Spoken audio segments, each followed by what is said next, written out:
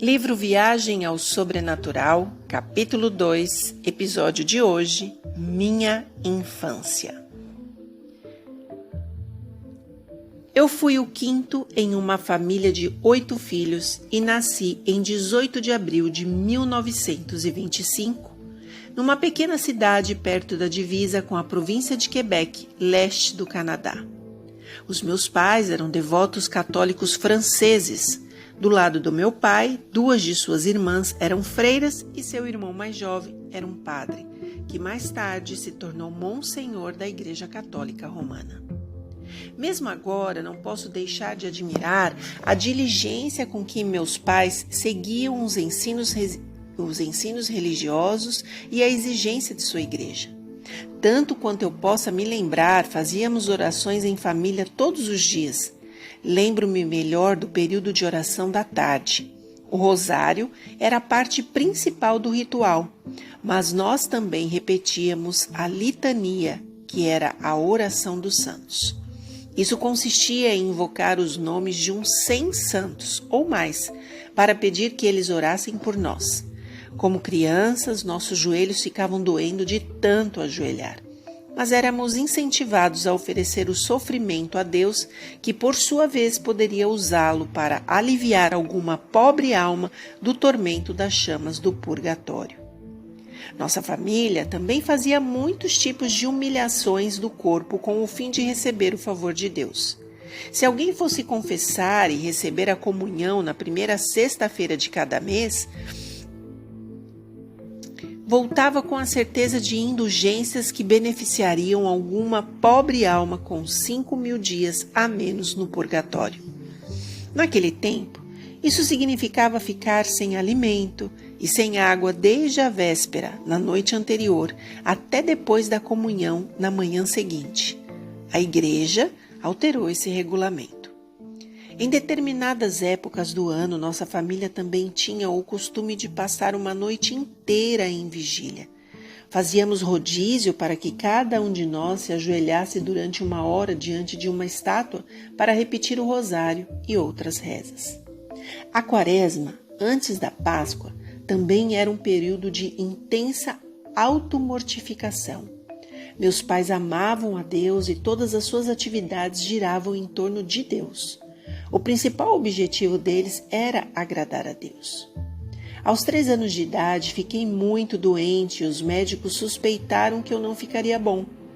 Meu pai chegou a fazer arranjos para o meu funeral. Minha mãe prometeu a Deus que, se eu ficasse bom, ela faria tudo ao seu alcance para que me tornasse um padre, vivendo para glorificar o nome dele e para levar outros a servi-lo. Ela conta que eu comecei a melhorar imediatamente e minha recuperação foi rápida e completa. Chegou o momento da minha primeira comunhão. No entanto, quanto mais eu memorizava o catecismo, os ensinos e mandamentos da igreja, mais difícil era harmonizar os seus ensinos com o que eu conhecia do Evangelho de Cristo. Antes do sermão, no domingo, o padre lia um capítulo de um dos 4 evangelhos ou de uma das epístolas, e essas eram coisas que eu apreciava muito. Certa vez, quando eu tinha 7 anos de idade, estávamos voltando da igreja para casa num lindo dia de inverno. O sol brilhava e cerca de 20 trenós puxados a cavalo seguiam um ao outro. O barulho de todos aqueles sinos dos trenós não permitia muita conversa. Todos viajávamos em silêncio. Foi quando quebrei o silêncio perguntando à minha mãe por que Jesus foi tão bom para as pessoas quando andou na terra e se tornou tão mal depois que subiu para o céu. Por que você faz essa pergunta? Indagou minha mãe. Ué, porque um Deus bom queimaria as pessoas no purgatório através de centenas de anos só por causa de pequenas ofensas. Certamente, ele não pratica o que ele ensinou, mamãe. Você e o papai praticam aquilo que nos ensinam. E por que Jesus não fez isso? Vocês nos ensinam a perdoar as ofensas uns dos outros. Deus também não deveria perdoar completamente? A senhora não acha? Ao olhar bem para o rosto dela, pude perceber que esse raciocínio a deixou meio confusa. Meu pai tentou socorrê-la apelando para as autoridades superiores. Sabe, meu filho, é como seu tio Félix, o padre, já disse. Deus tanto odeia o pecado que teve que associá-lo com uma pesada penalidade para ensinar as pessoas a se apartarem dele. Além disso, o Santo Papa conhece outras boas razões para que Deus use o purgatório e nós não devemos questionar a autoridade do Papa. Você sabe disso. Também aprendi e aceitei que a doutrina da transubstanciação, como qualquer outra criança da minha idade, crendo que na Eucaristia o padre transformava o pão e o vinho ao corpo e no sangue de Cristo, que no domingo da Páscoa, em 1937, ano em que minha mãe faleceu, ouvi algo que me levou a pensar de outra maneira. O padre lia em um dos evangelhos a respeito da ressurreição de Cristo. O que me fascinava era o fato de que Jesus teve dificuldade em convencer os discípulos de que ele havia realmente ressuscitado, que ele era um ser real com carnes e ossos e não um espírito. Algumas perguntas interessantes surgiram na minha mente. Será que o céu poderia ser um lugar real, como a terra, onde pessoas de carne e osso podem viver vidas reais, em vez de serem espíritos e flutuar nas nuvens? Por outro lado, se Jesus não é um espírito, como que ele pode fazer parte da história? Como que ele pode fazer parte da hóstia? Para algumas pessoas pode ser difícil compreender como uma pequena criança poderia perder sua fé em Deus e se voltar contra a religião da maneira como eu o fiz. Talvez eu consiga explicar narrando alguns incidentes.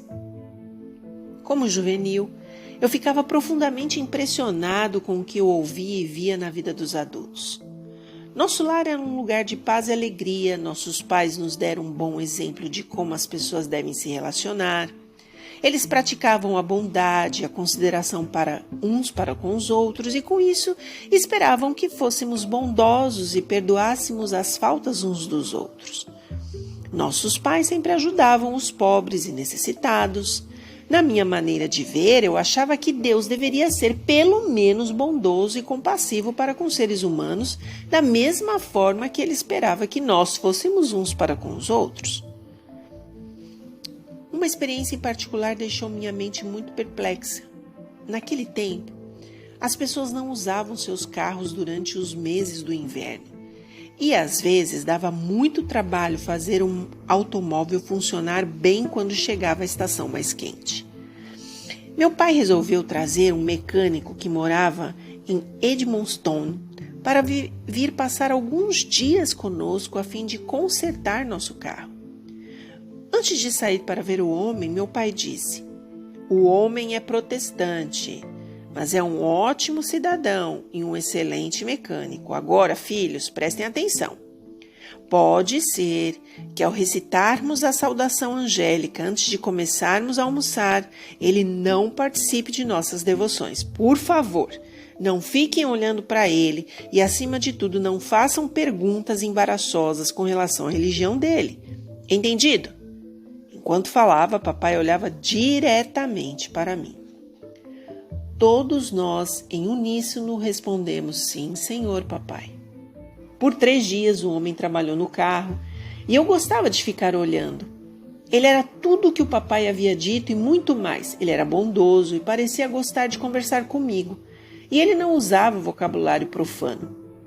Meu pai era um proprietário e gerente de 3 fazendas e, naturalmente, meu pai tinha muitos empregados. Muitas vezes, ao admitir um novo empregado, eu pude ouvi-lo: "Amigo, sei que você e eu vamos nos entender muito bem. Não é difícil me agradar, mas quero que você nunca se esqueça de uma coisa. Minha esposa e eu não permitimos que as pessoas que trabalham para nós blasfemem contra Deus ou contra os santos. Nós temos filhos que estamos tentando criar para reverenciar a Deus, portanto, cuide de suas palavras." Apesar desse pedido, eles se esqueciam durante o trabalho e, por suas palavras profanas, faziam baixar todos os santos do céu.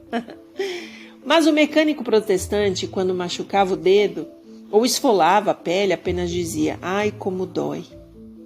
Quanto à saudação angélica, descobri que o mecânico era mais reverente do que nós. Quando o papai dizia oremos, o mecânico inclinava a cabeça, fechava os olhos e juntava as mãos. Nós nunca fechávamos os olhos e recitávamos a saudação angélica o mais rápido que podíamos. Depois que o homem foi embora, algo me perturbava e eu não conseguia tirar da minha cabeça. Era uma frase que eu havia decorado no catecismo. Traduzindo do francês, a frase queria dizer: fora da Igreja Católica Apostólica Romana não há salvação. Minha mãe percebeu que algo me preocupava e procurou descobrir o que era.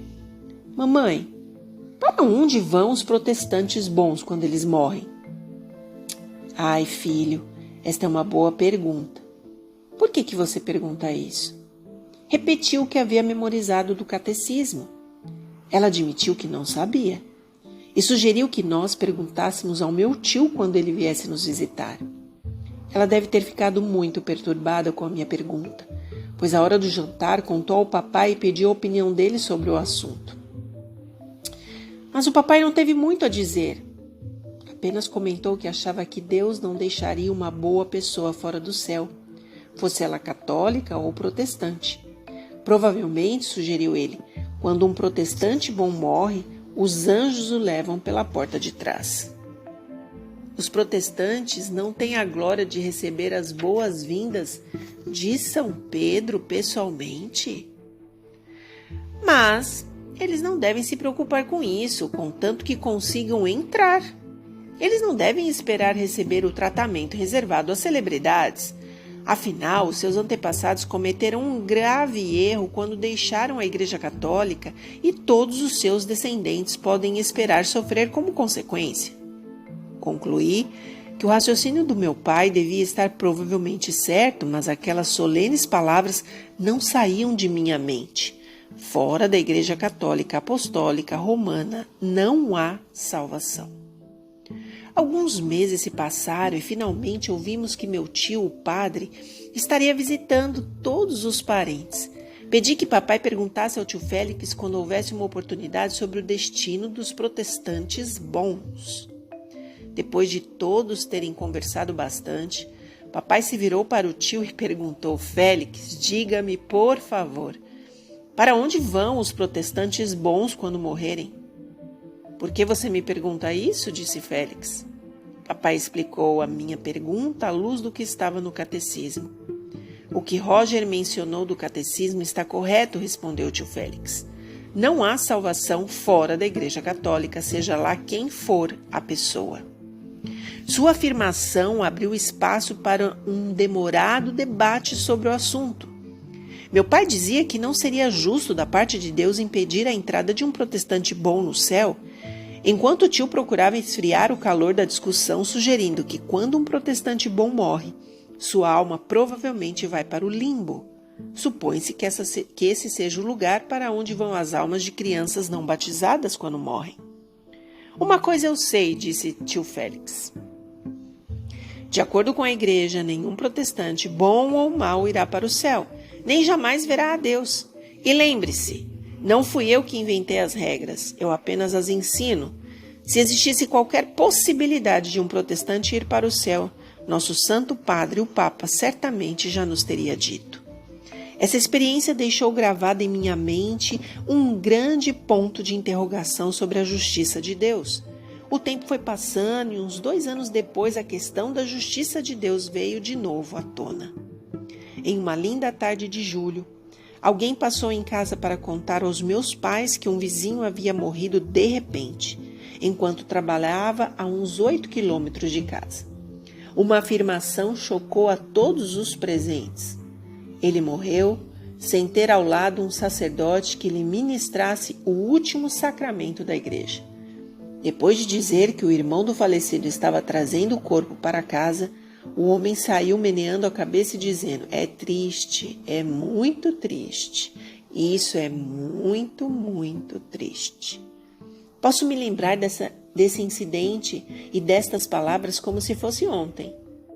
Não demorou muito e nós vimos uma velha carruagem puxada a cavalo se movendo lentamente pela estrada. Um cobertor cobriu o corpo e o condutor estava sentado na frente com as pernas penduradas e a face refletindo o seu desespero.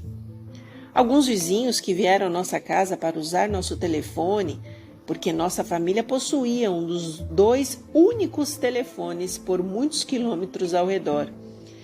Essas pessoas estavam assentadas conosco na varanda da frente. Depois de o féretro ter passado pela frente de nossa casa, minha mãe comentou: "Nossa, se pelo menos ele tivesse tido um padre para lhe perdoar os pecados mortais, não teria que ir agora para o fogo do inferno. Nossa esperança é que a alma dele tenha somente pecados veniais. Só isso, no entanto, já representa muitos anos nas chamas do purgatório." Meu pai disse: "Vamos ter que ajuntar dinheiro para mandar celebrar missa pela paz da sua alma, pois penso que sua esposa e filhos não terão condições de fazê-lo." Um dos vizinhos tomou a palavra: "Preciso lhe dizer que pode guardar seu dinheiro. Estou inclinado a pensar que ele está agora mesmo no fogo do inferno. Vejam, senhor e senhora Morneau, esse homem era conhecido por ter os dedos pegadiços. O que eu quero dizer é que ele às vezes se apropriava de objetos que não eram dele." "Olha", disse meu pai, "essa acusação é muito grave, e a menos que o senhor tenha provas, eu gostaria que não falasse mais nada." "Sinto muito, mas o senhor se lembra de que no ano passado, mais ou menos nesta época do ano, o senhor não conseguiu achar uma corrente de puxar toras que havia comprado poucos dias antes. Se o senhor fosse ao galpão dele e procurasse em um determinado lugar, o senhor encontraria sua corrente. Eu a vi ali faz poucos dias. Cheguei até a comentar com ele sobre isso. Ele disse que a tinha tomado emprestado do senhor, mas o senhor não sabia." Por alguns momentos, papai pareceu chocado, mas logo recuperou a compostura e disse o seguinte: "Para mim, isso é uma revelação. Ouçam todos, quero que todos saibam que diante de Deus estou dando ao falecido a corrente que ele tomou emprestada de mim, mesmo que ele não tivesse a intenção de me devolver. Além disso, caso ele tenha levado qualquer outra coisa de que eu não tenha conhecimento, eu também dou a ele.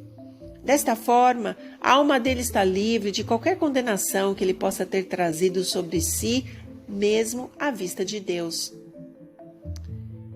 O vizinho disse: "Não quero ser irreverente para com Deus, mas agora eu estou achando que o Senhor é muito mais bondoso do que Deus. Tenho que admitir que esse é o mais lindo gesto que já vi ou de que já ouvi. Na verdade, o Senhor deve ser o primeiro ser humano a forçar Deus a tirar uma alma do fogo do inferno e colocá-la no purgatório até que esteja plenamente purificada para entrar no céu." Esse episódio teve um grande impacto sobre mim. Por muitos dias esse incidente voltava à minha mente e ao meditar sobre isso eu concordava com o vizinho, que meu pai tinha um caráter mais nobre do que a de Deus.